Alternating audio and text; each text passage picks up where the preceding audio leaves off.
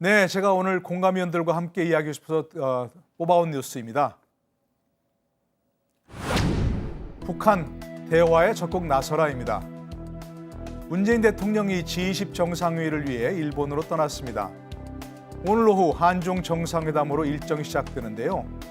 시진핑 국가주석에게 지난 방북 성과를 듣고 앞으로의 한반도 현안을 논의할 예정이라고 합니다. G20 정상회의에서 누가 누구를 만나서 어떤 이야기를 할까?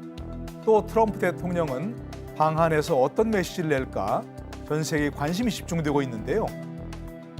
문 대통령은 어제 세계 6대 통신사 연합 인터뷰에서 북미 정상회담을 위한 대화가 진행되고 있고 김정은 위원장의 비핵화 의지를 믿는다고 했지만 북한은 오늘 외무성 담화를 통해 미국이 대화 재개를 원한다면 온전한 대안을 가져오라고 요구했습니다. G20 정상회의와 트럼프 대통령의 방한, 이른바 비핵화 외교 슈퍼위크가 시작됩니다. 북한은 이러한 기회를 놓치지 말고 더 이상 조건을 달지도 미루지도 말고 대화에 적극 나섰으면 합니다.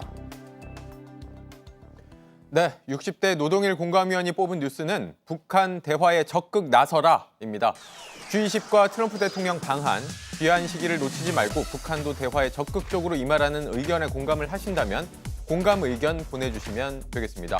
저희가 이야기 나누는 동안 JTBC 앱이나 유튜브 JTBC 온에어에서 세대공감.com 링크를 눌러서 참여해 주시면 되겠습니다. 노동일 위원님, 조금 전에 문재인 대통령이 G20 정상회의 참석을 위해서 오사카로 향했어요. 네, 그렇습니다. 정상회의 개막은 내일입니다. 네. 정식 개막은 내일인데 벌써 이제 어제부터 프랑스 대통령이 도착해서 이제 일본과 프랑스 정상회담이 진행되고 있고요. 오늘 아까 말씀드린 대로 문재인 대통령이 시진핑 중국 국가주석과 정상회담을 진행하고 네. 하게 됩니다. 내일은 또 금요일인데요. 인도, 인도네시아, 러시아와 우리 정상회담이 있고요. 29일 토요일에는 캐나다, 아르헨티나, 네덜란드 정상회담이 있습니다. 인도, 아르헨티나, 네덜란드와는 약식회담 형식으로 진행되고요. 네. 28, 29일 내일과 모레 계속해서 이 공식 환영 행사, 또 워킹 런치 전체 회의, 문화 행사 등이 계속 진행되게 됩니다. 일단 주원규 의원, 여러 양자회담 일정들을 지금 살펴봤는데 한국 국기와 일본 국기가 같이 꽂혀 있는 모습은 없습니다. 네, 좀 안타까운 소식입니다. 사실 이번에 이제 G20 정상회담 통해서 한일 정상 만남 성사될 걸로 기대를 했는데 결국은 일단 무산된 걸로 보입니다. 네. 우리 청와대 측에서도 우리는 항상 만날 준비가 돼 있지만 일본은 준비가 안 된 것 같다라고 얘기하고요. 그리고 어제였나요? 이제 일본 관방 장관도 현 시점에서 아무것도 정해진 게 없다. 네. 그러니까 너무 바쁘다. 종합적으로 판단해 보겠다 해서 유보된 걸로 조금 판단되고 강경화 장관과 고노 외교정상회담도 무산이 된 것 같습니다. 네.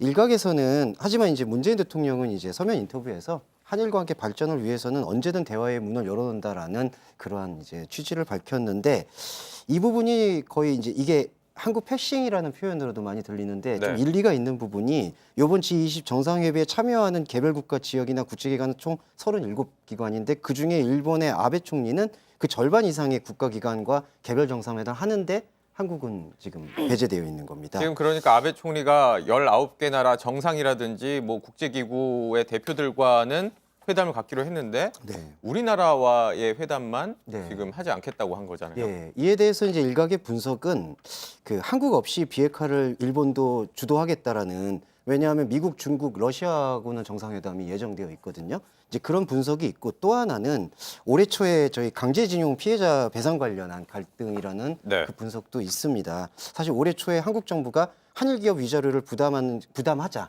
이런 판정에 대한 제안을 내놨는데 일본을 거절하고 거기에서 이러한 부분들이 아무래도 영향을 미치지 않았나 네. 판단됩니다.